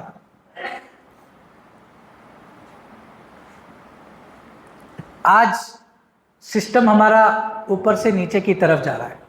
سسٹم کہاں سے جا رہا ہے؟ اوپر سے. پورا نیچے سے اوپر ہو گیا. صحابہ جو بنے وہ آپ صلی اللہ علیہ وسلم کی وعظ سے اور نصیحتوں سے نہیں بنے. آپ صلی اللہ علیہ وسلم نے زیادہ بیان نہیں دیے. آپ صلی اللہ علیہ وسلم نے زیادہ بیان نہیں دیے. 13 سال کی مکی زندگی میں کون سا بیان تھا؟ مکی زندگی میں کون سا بیان تھا؟ 13 سال. وہاں پر صحبت تھی. کیا تھی؟ کہ صحبت سے افراد بنتے ہیں. صحبت سے کیا بنتے ہیں؟ صحبت سے کیا بنتے ہیں؟ ہم نے صحبت کو چھوڑ دیا. فرسٹ پرائیورٹی ہماری کیا ہونی چاہیے تھی؟ صحبت ہونی چاہیے تھی. اللہ تعالیٰ اپنے قرآن میں فرماتے ہیں کونوا مع الصادقین، کہ سچوں کے ساتھ رہو. کس کے ساتھ رہو؟ محبت جو ہے وہ سچائی چاہتی ہے. محبت کیا چاہتی ہے؟ صدق چاہتی ہے. دو رنگی نہیں چلتی. ایک رنگی، ایک رنگ میں آ جانا، اللہ کے رنگ میں آ جانا. دو رنگی نہیں چلے گی. تو سب سے پہلی چیز، انسان اپنی تربیت کے لیے، اپنی اصلاح کے لیے سب سے مقدم چیز کیا ہے؟ وہ صحبت ہے. وہ کیا ہے؟ پھر دوسری چیز، صحبت نہ ملنے کی بنیاد پر وہ رابطے میں رہے. کس میں رہے؟ کیا آپس میں رابطے میں رہے، اپنے حال بتاتے رہے، سوال جواب پوچھتے رہے، سیکھتے رہے، اپنے آپ کو بناتے رہے. اپنے آپ کو. مجلسیں ہیں اس کے لیے. مجلس کیا ہے؟ بیان کا نام مجلس نہیں ہے. آپس میں بات چیت کا نام مجلس. صحابہ رضی اللہ تعالیٰ اجمعین انتظار میں رہتے تھے. اتنا ادب تھا آپ صلی اللہ علیہ وسلم کا کہ وہ کچھ سوال نہیں کر سکتے تھے. وہ اس انتظار میں رہتے کہ کوئی ایک دیہاتی آ جائے، کوئی ایک بدو آ جائے، وہ آپ صلی اللہ علیہ وسلم کے سامنے سوال کر لے گا تو ہمیں کچھ مل جائے گا. اس طرح تربیت ہوتی ہے انسان کی، اس طریقے سے. ہاں. اور سب سے آخر کام کیا ہے؟ وہ واعظ و نصیحت ہے، وہ بیانات ہے. لیکن اللہ معاف فرمائے آج ہمارا مزاج کیا ہے؟ اس کو سب سے پہلے رکھ دیا. کیا؟ بیان ہو جانا. کیا ہو جانا؟ بیان سے اصلاح نہیں ہوتی، بس ایک فکر بنتا ہے، ایک فکر بنتی ہے، ایک سوچ میں تبدیلی آتی ہے، لیکن پھر اس کے لیے انسان کے اندر سے خود کے اندر طلب ہونی چاہیے. کیا ہونی چاہیے؟ ایک بہت بڑے اللہ والے گزرے ہیں، فرید الدین عطار رحمۃ اللہ علیہ، چشتیہ سلسلے کے بہت بڑے بزرگ ہیں. انہوں نے جو ہے اس پورے اللہ تک پہنچنے کے راستے کو 7 وادیوں میں تقسیم کیا ہے. کتنی؟ 7 وادیوں سے گزرنا ہے. سفر کیسا ہے؟ 7 وادیوں سے گزرنا ہے. جب یہ 7 وادیاں پوری گزر جائیں گے تب جا کر آپ کو اللہ سے ملاقات ہوگی. تو انہوں نے پہلی وادی جو بنائی ہے اس کا نام انہوں نے رکھا ہے طلب کی وادی. پہلی وادی کون سی؟ طلب کی وادی. جب تک ہمارے اندر درد نہیں ہے کہ مجھے میری اصلاح کرنی ہے، مجھے اپنے آپ کو بنانا ہے، مجھے اللہ کے سامنے اپنے منہ کو دکھانا ہے، آپ صلی اللہ علیہ وسلم سے حشر کے میدان میں جا کر ملنا ہے، اپنے آپ کو نہیں بتاؤں گا تو میں کیا چہرہ دکھاؤں گا؟ تو اپنے آپ کو بنانے کی محنت ہے. تو پہلی وادی کون سی ہے؟ طلب کی وادی. پھر آگے بہت ساری وادیاں ہیں، عشق کی وادی ہے، معرفت کی وادی ہے، حسرت کی وادی ہے، بہت ساری وادیاں ہیں. پہلی وادی کون سی ہے؟ طلب کی وادی. تو ہم اپنے اندر یہ طلب رکھیں، یہ جستجو رکھیں، اس احساس کو پیدا کریں کہ مجھے اللہ سے محبت کرنی ہے، آپ صلی اللہ علیہ وسلم سے محبت کرنی ہے، ان سے جا کر قیامت کے روز ملنا ہے. اس کے لیے مجھے اپنی تیاری کرنی ہے، اپنی اصلاح کرنی ہے. اسی لیے اصلاح ہے کہ یہ دل کے اندر جو میل پڑا ہوا ہے وہ میل کیسے صاف ہوگا؟ وہ اللہ کے ذکر سے صاف ہوگا. اللہ کے ذکر سے. حضرت جی کی منشا یہی ہے، حضرت جی رحمت اللہ علیہ کی منشا یہی ہے کہ لوگ ذکر کو سیکھیں. ذکر کو یہ سیکھنے کی چیز ہے. بعض لوگ اس پر اتفاق کر لیتے ہیں 3 تسبیحات کر لے تو بس. کیا؟ 3 تسبیحات 15 منٹ، 3 تسبیحات. اللہ رب العزت کیا فرما رہے ہیں؟ وَاذْكُرُوا اللَّهَ ذِكْرًا كَثِيرًا. اللہ کا ذکر کثرت سے کرو. اللہ کا ذکر کثرت کا. تو 24 گھنٹے میں کثرت کتنا ہونا؟ کثرت میں آنا کا تو کتنے گھنٹے ذکر کرنا؟ اب اتنے گھنٹے تسبیح پکڑ لے بیٹھے تو نہیں ہوتا. اتنے گھنٹے تسبیح پکڑ لے بیٹھے تو اور ذمہ داریاں کان سے پورا کرتی. اسی لیے اللہ رب العزت نے فرمایا وَاذْكُرُوا اللَّهَ قِيَامًا وَقُعُودًا عَلَى جُنُوبِهِمْ. وَاذْكُرُوا اللَّهَ قِيَامًا وَقُعُودًا عَلَى جُنُوبِهِمْ. انسان 3 حیتوں میں ہوتا ہے، یا تو وہ کھڑا ہوا ہوتا ہے، یا تو وہ بیٹھا ہوا ہوتا ہے، یا تو پھر وہ لیٹا ہوا ہوتا ہے. ان تینوں حالتوں کے اندر اللہ کو یاد رکھنے کا نام ذکر ہے. کھڑے ہوئے بھی اللہ کو یاد رکھنا، بیٹھے ہوئے بھی اللہ کو یاد رکھنا، لیٹے ہوئے بھی اللہ کو یاد رکھنا. اسی لیے ہمارے سلسلے نقش بند میں ایک اصطلاح ہے، اسے بولتے ہیں وقوف قلبی. اسے کیا بولتی؟ وقوف قلبی. یعنی اپنے دل پر ٹھہرنا، اپنے دل کی نگرانی کرنا. اپنے دل کی، یہ دل اللہ کا گھر، یہ دل کیا ہے؟ قلب المؤمن عرش الرحمن. قلب المؤمن عرش الرحمن. یہ دل اللہ کا گھر ہے، اور اللہ کو یہ کبھی ناگوارا نہیں، اللہ کو یہ کبھی پسند نہیں کہ کوئی غیر اس دل کے اندر آ جائے. ہمیشہ ہمارے گھراں پہ پردے لگا کئی کو لگیں پردے. غیر تو دور کی بات، غیر کی نگاہ بھی گھر میں نہیں آنا. کس کی تو نگاہ بھی گھر میں آ گئی تو ہم نہ وہ گوارا نہیں، اور ہمیں اب ہمارے اس دل میں اگر کسی غیر کو بسا لیا تو اللہ کو کیسا گوارا؟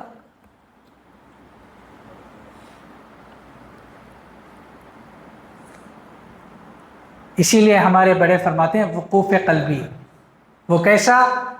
دست بقار دل بیار، دست بقار دل بیار، ہاتھ کام کاج میں اور دل اللہ کی یاد میں، ہاتھ کام کاج میں اور دل کہ ہر وقت اپنے دل کی طرف یہ توجہ کرنا کہ میرا دل اللہ اللہ اللہ کہہ رہا، یہ خیال رہنا اللہ مجھے دیکھ رہا ہے، اللہ مجھے سن رہا ہے، اللہ میرے ساتھ ہے۔ یہ ایک بڑا درجہ ہے، یہ کیا ہے؟ بہت بڑا درجہ، یہ نبیوں کا درجہ۔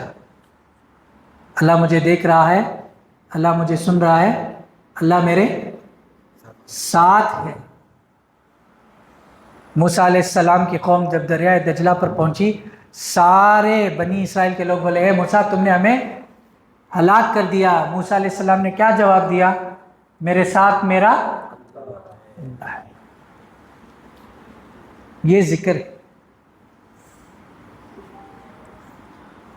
غار ثور میں آپ صلی اللہ علیہ وسلم اور حضرت ابوبکر صدیق رضی اللہ عنہ دونوں ساتھ تھے، دشمن بالکل قریب آ گیا، حضرت ابوبکر صدیق رضی اللہ عنہ گھبرا گئے، ذرہ نیچے نظر گئی تو ہمیں پکڑے جاتی۔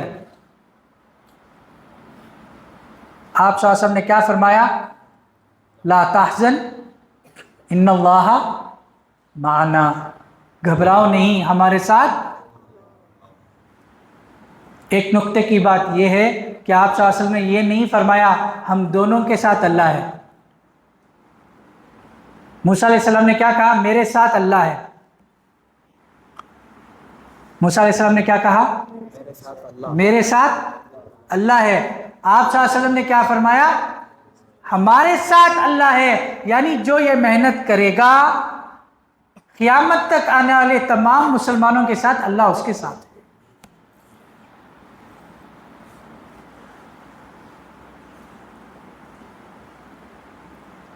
تو میرے بھائیوں بزرگ عزیز دوستوں، اپنے آپ کو بنانے کی محنت ہے، اپنے آپ کو بنانے کی بیان مقصد نہیں ہے، مقصد اپنے آپ کو بنانا ہے، اور یہ اسی وقت ہوگا جب ہم نیک لوگوں کی صحبت اختیار کریں، ہم دیکھیں، صحیح کریں، کوشش کریں، جدوجہد کریں کہ ہمارے علاقے میں ایسے کون سے بزرگ ہیں جن سے ہم ہمارا تعلق جوڑ سکیں، جن سے ہم ہمارا تعلق جوڑ سکیں۔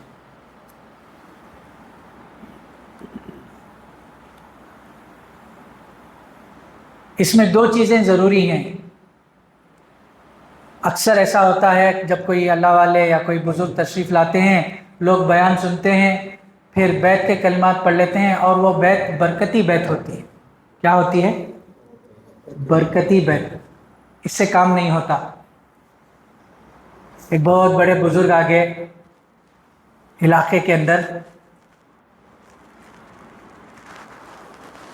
مثال کے طور پر مولانا سجاد نعمانی صاحب یہاں تشریف لائے، انہوں نے بیت کے کلمے پڑھائے، آپ نے پڑھ لیا، لیکن حضرت کے ساتھ کیا ہے؟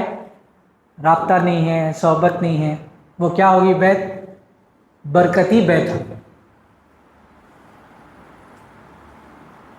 اب کسی سے پوچھے تو تمہیں کس سے بیٹھی؟ میں ہی مولانا سجاد نعمانی صاحب سے بیٹھوں، تمہیں کیا معلوم؟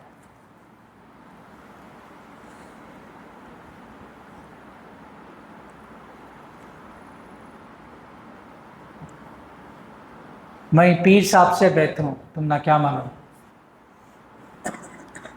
میری بیت جو ہے حضرت پیر ذوالفقار نقشبندی بخاری نقشبند رحمۃ اللہ علیہ سے، میری بیت ان سے ہے، لیکن کبھی زندگی میں رابطہ نہیں، کبھی زندگی میں صحبت کا موقع نہیں۔ پھر کیا تربیت ہوئی؟ پھر کیا سلوک طے ہوا؟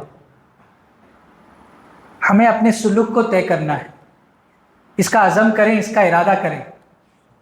ہمیں اپنے سلوک کو طے کرنا ہے، کسی کو اپنا رہبر بنانا ہے، اور اس رہبر کو چننے میں دو چیزیں ضروری ہیں. ایک ان سے مناسبت رہنا، ایک ان سے کیا رہنا؟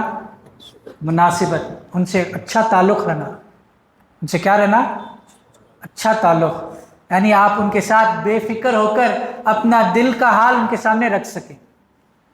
اکثر لوگ کیا ہوتا ہے، بیعت ہو جاتے ہیں، ادب میں جو ہے دل کا حال سامنے رکھتے نہیں.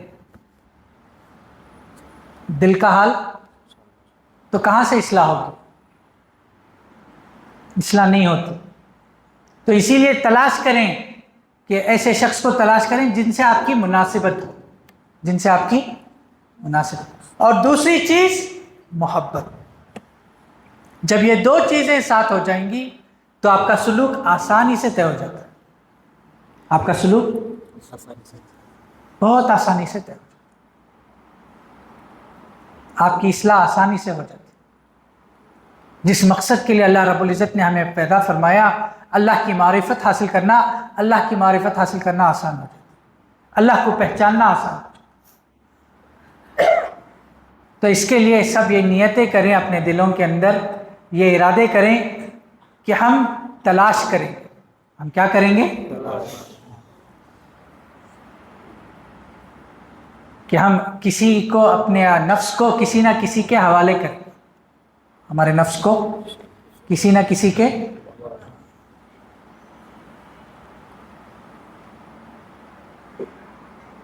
جنت کو جانے کے واسطے ایک قدم، جنت کو جانے کے واسطے ایک قدم، ایک قدم نفس کو، دوسرا قدم جنت. ایک قدم نفس کو، دوسرا قدم. تو اپنے آپ کو کسی کے حوالے کریں، اس کی صحیح کریں. آپ مدرسے میں ہیں، مدرسے میں رہتے ہوئے اپنا تعلق کسی سے جوڑیں. آپ دعوت و تبلیغ کی محنت میں ہیں، دعوت و تبلیغ کی محنت کرتے ہوئے اپنے آپ کو کسی کے ساتھ جوڑیں. آپ کو خود نظر آئے گا آپ کی زندگیوں کے اندر کیسی تبدیلی آئے. آپ ملازمت میں ہیں، ملازمت میں رہتے ہوئے آپ اپنے آپ کو کسی کے ساتھ جوڑیں. آپ اپنے آپ کو کسی کے ساتھ جوڑیں. یہ راستہ محبت کا راستہ، اور اس کا امتحان ہمارا گھر. اس کا امتحان کا پیپر کہاں ہے؟ ہمارے گھر میں. آپ کا سلوک طے ہو رہا ہے نہیں ہو رہا ہے یہ جاننا ہے تو آپ کا گھر آپ کے لیے امتحان کا پیپر ہے. آپ کا آپ کی بیوی کے ساتھ کیسا تعلق ہے یہ آپ کا سلوک بتا دے گا. آپ کا آپ کے بچوں کے ساتھ کیسا رویہ ہے یہ آپ کا سلوک بتا دے گا. کہیں باہر جانے کی ضرورت نہیں ہے. امتحان کا پرچہ گھر میں ہے.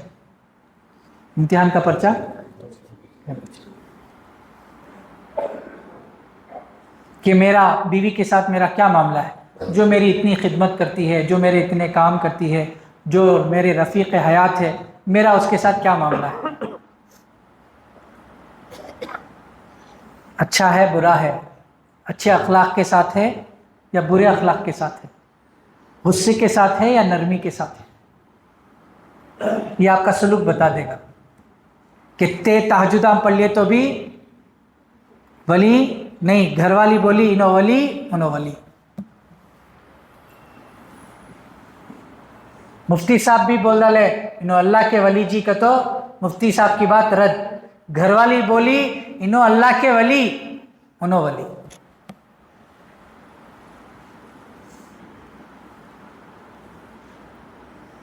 ہمیں اپنے اخلاق کو بنانا ہے، ہمیں اپنے کردار کو بنانا ہے.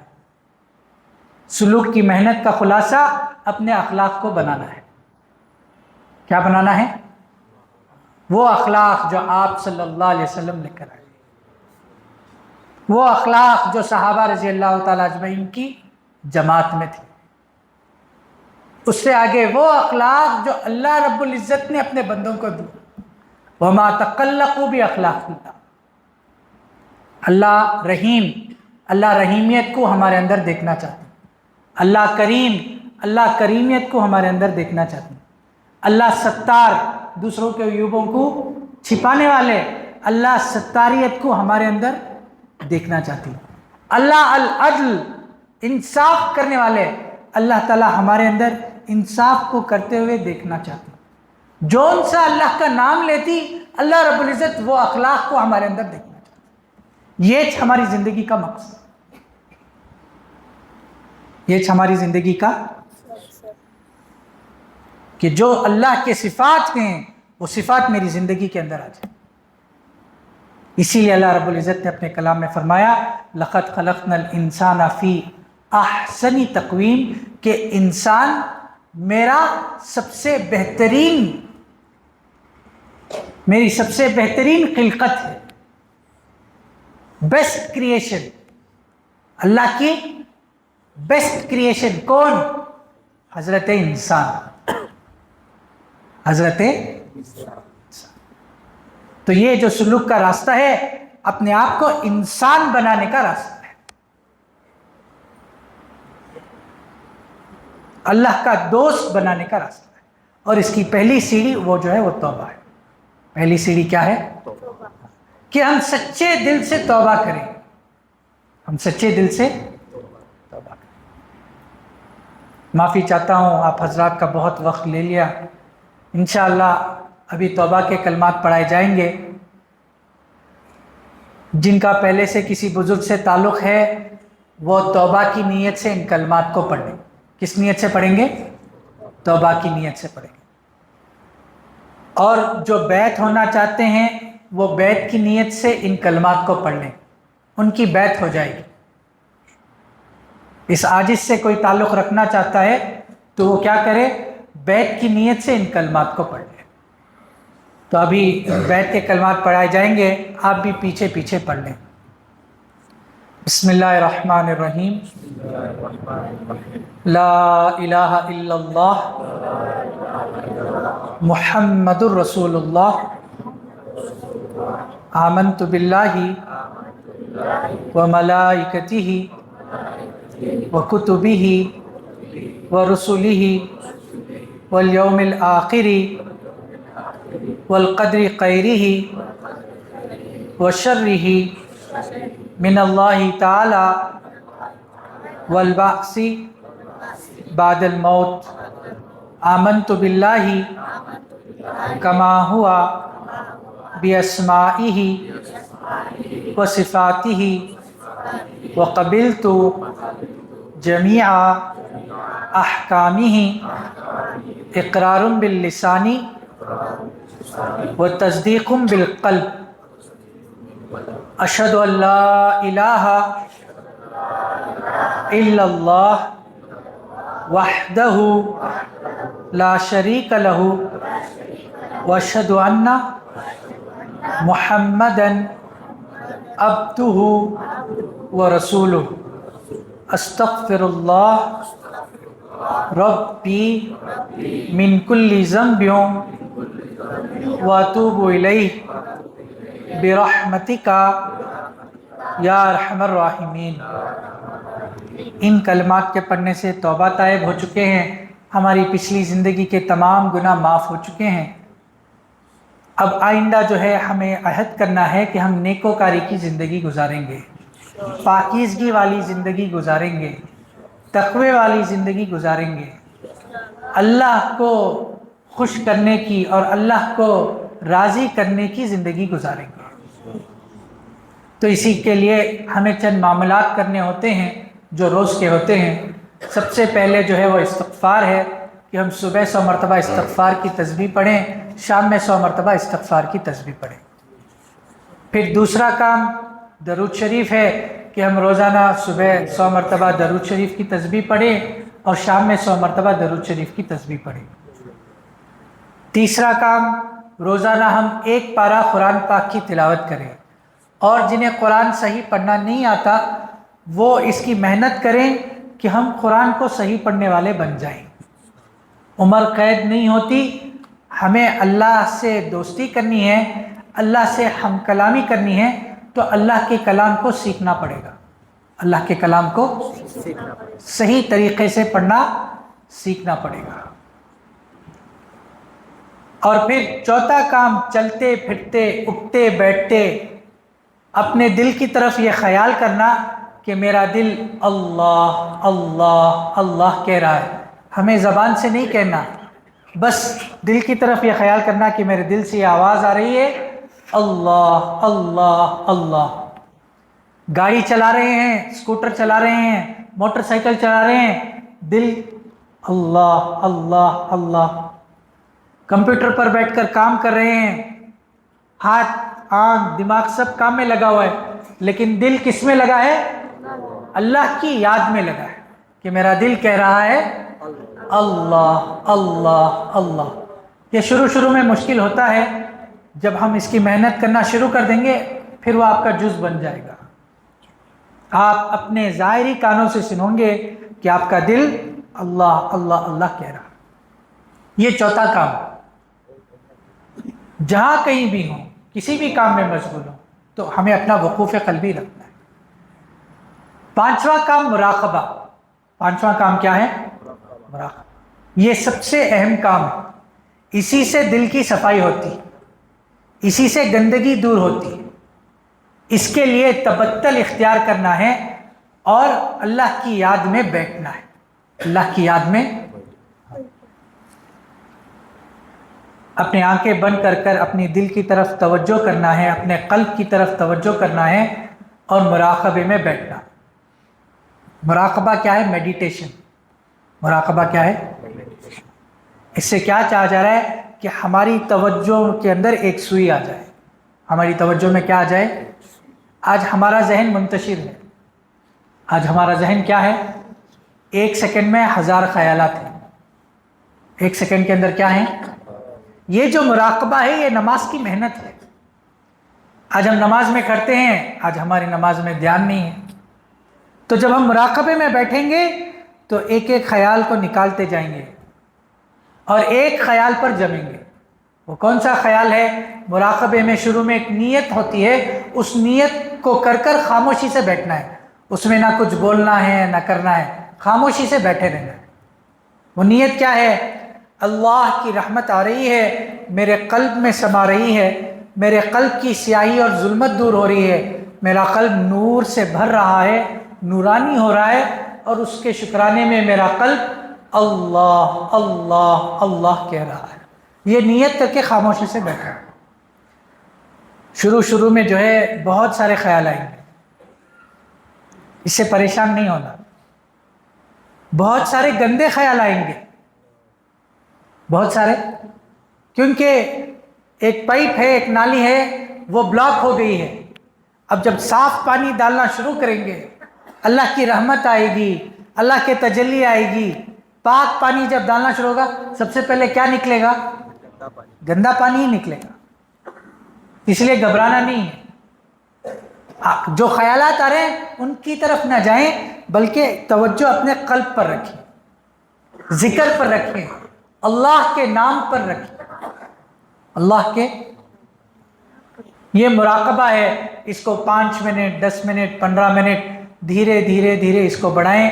جتنا بڑھا سکتے ہیں بڑھائیں. یہ جتنا بڑھے گا اتنی زیادہ جلدی جو ہے وہ صفائی ہوگی، اتنی زیادہ جلدی قلب کی صفائی. قلب کے اندر کے جو میل کچیل ہیں وہ نکلیں گے. قلب کے اندر کے ساری بیماریاں اس سے صاف ہو. اور چھٹا کام ہے رابطہ شیخ. چھٹا کام کیا ہے؟ رابطہ شیخ. اکثر لوگوں کے ذہنوں میں یہ ہے شیخ کا تو، پیر صاحب کا تو، مرشد صاحب کا تو ان کا کام ہوگا، ہمارا کام باقی ہے. انہوں پار ہو کو چلے گئے. پیر صاحب کا تو انہوں پار ہو کو چلے گئے، ہمیں اب پار ہونا باقی ہے. ایسا نہیں ہے، یہ غلط ہے. جو شیخ ہوتا ہے، جو پیر ہوتا ہے، وہ ایک رہبر ہے. بس اس پر ایک ذمہ داری دی گئی ہے کہ وہ دوسروں پر محنت کرتے ہوئے اپنی بھی محنت کرے. دوسروں پر محنت کرتے ہوئے اپنی بھی محنت کرے. کسی کا سلوک ختم نہیں ہو سکتا، کسی کا بھی سلوک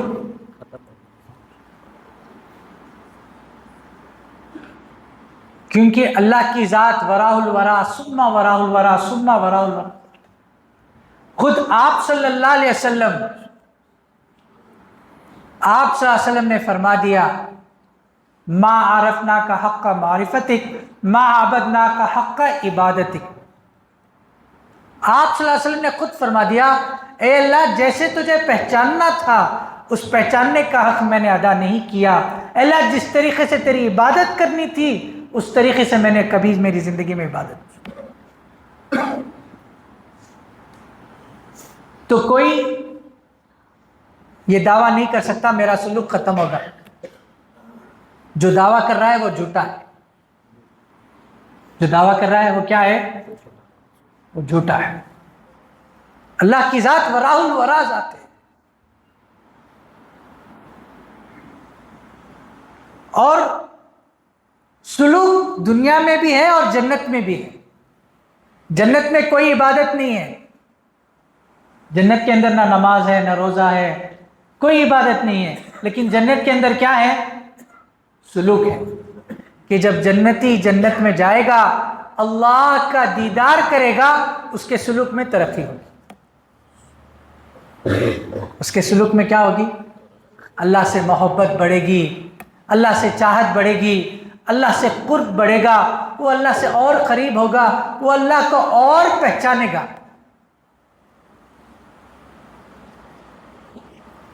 تو جب جنت میں بھی ہمارا سلوک ہے تو کون دنیا میں دعویٰ کر سکتا ہے میں ہی ہوگا؟ ایسا نہیں ہو سکتا. اسی لیے حدیث میں ہے کہ جنتی جب جنت میں جائے گا تو اسے کسی چیز کا افسوس نہیں ہوگا بجز اس گھڑی کے جس گھڑی میں اس نے غفلت کے ساتھ گزارا, اس گھڑی کے جس میں اس نے ذکر نہیں کیا, اللہ کو یاد نہیں رکھا.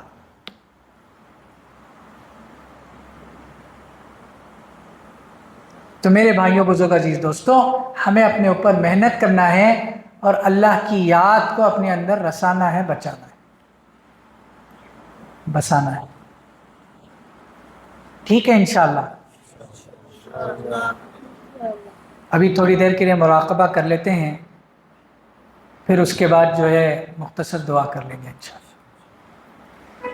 مراقبے کا طریقہ یہ ہے کہ ہمیں سب سے پہلے ایک اطمینان سکون والی حیت میں بیٹھنا ہے. دو زانوں بیٹھ سکتے ہیں, دو زانوں بیٹھیں. چوکڑی لگا کر بیٹھنا چاہتے ہیں چوکڑی لگا کر بیٹھیں. کرسی پر ٹیک لگا کر بیٹھنا چاہتے ہیں ٹیک لگا کر بیٹھیں. لیکن جسم میں کوئی حرکت نہیں ہونا. جسم میں کیا نہیں ہونا؟ سکون, اطمینان سے بیٹھنا.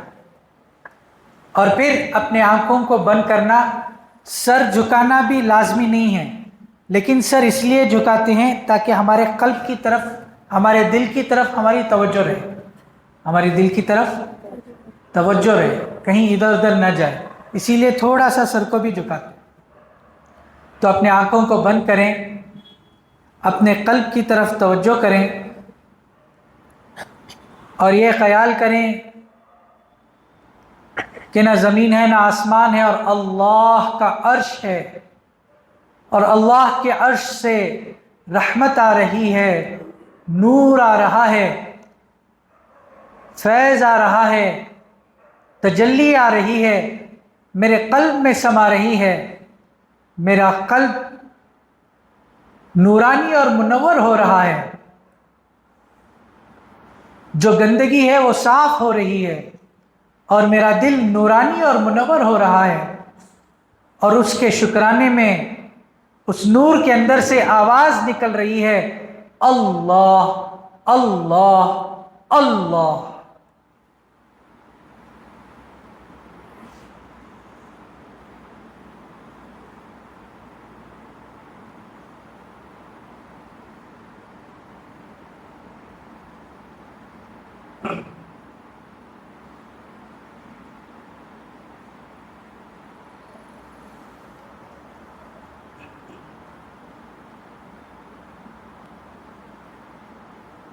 اپنے اندر جھانک کر دیکھیں, اپنے حقیقی چہرے کو پہچانیں.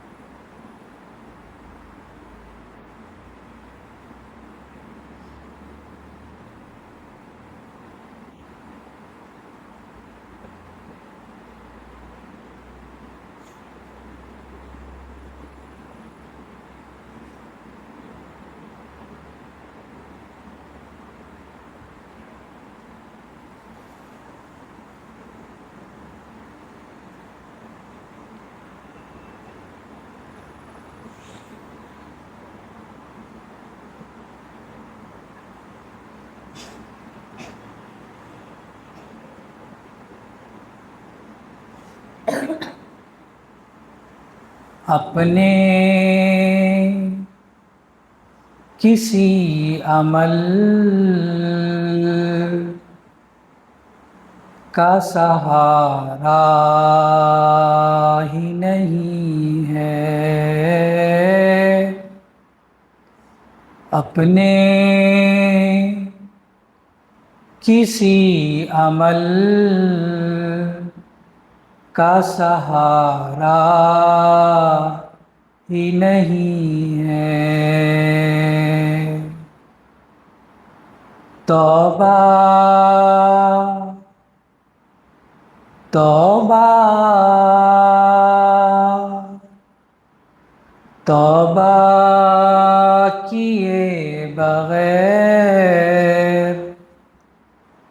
گزارا ہی نہیں ہے،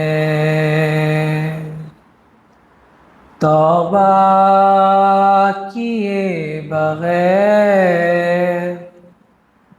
گزارا ہی نہیں ہے۔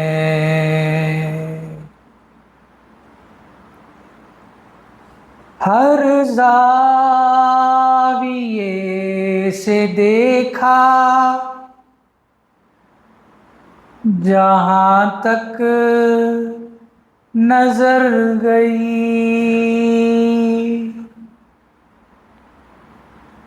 ہر زاویے سے دیکھا جہاں تک نظر گئی، رحمت رحمت کا کوئی کنارہ ہی نہیں ہے، رحمت کا کوئی کنارہ ہی نہیں ہے۔ توبہ کیے بغیر گزارا ہی نہیں ہے۔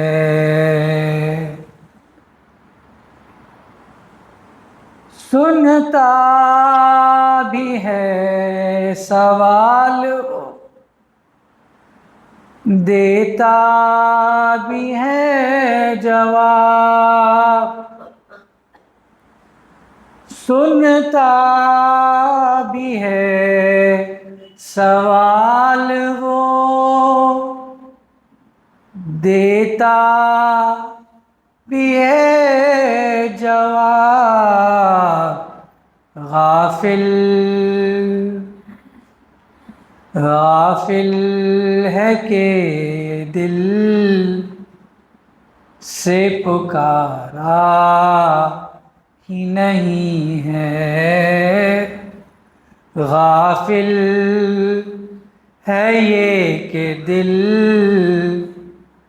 سے پکارا ہی نہیں ہے۔ توبہ کیے بغیر گزارا ہی نہیں ہے۔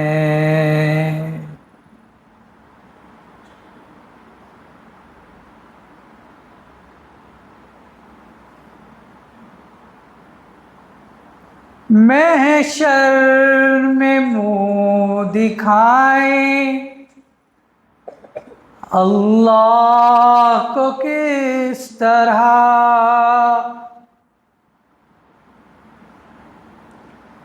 محشر میں منہ دکھائیں اللہ کو کس طرح،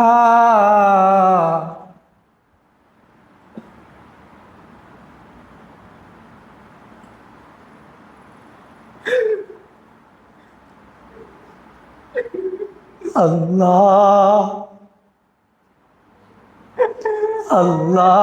نے گر کہہ دیا یہ ہمارا ہی نہیں ہے،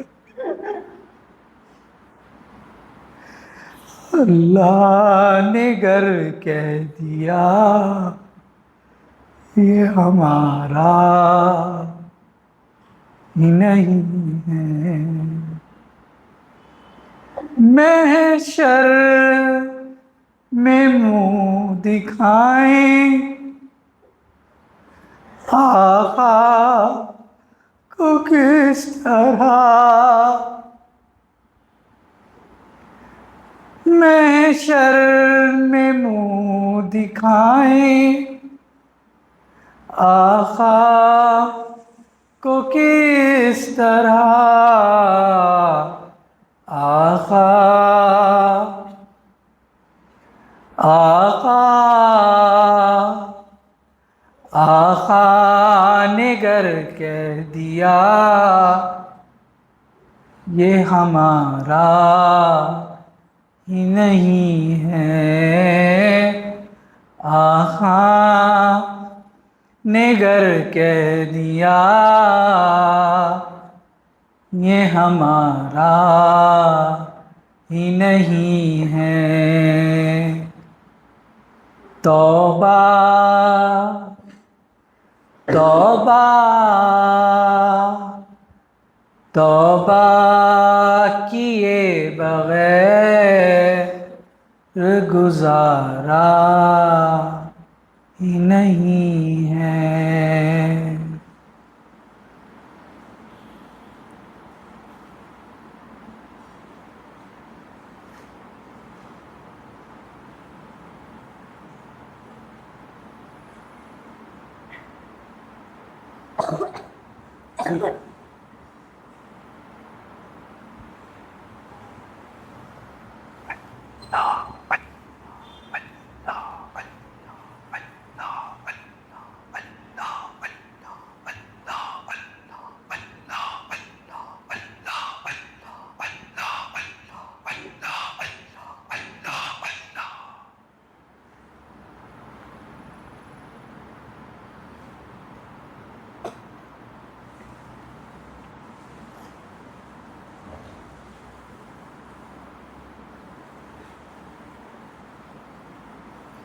لا الہ الا اللہ محمد رسول اللہ صلی اللہ علیہ وسلم۔ دعا فرما لیں۔ سبحان رب الوہاب، اللہم صلی علی سیدنا محمد وعلی آل سیدنا محمد وبارک وسلم۔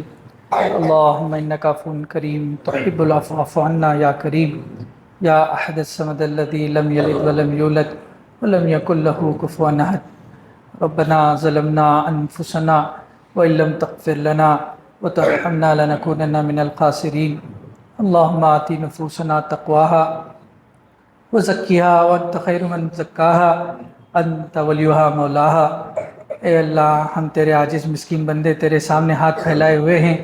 اے اللہ، ہم بے شک اعتراف کرتے ہیں اللہ بڑے گنہگار ہیں، بڑے سیاکار ہیں۔ اے اللہ، ہمارے گناہوں کو معاف فرما دیجئے، اے اللہ ہمارے گناہوں کو درگزر فرما دیجئے۔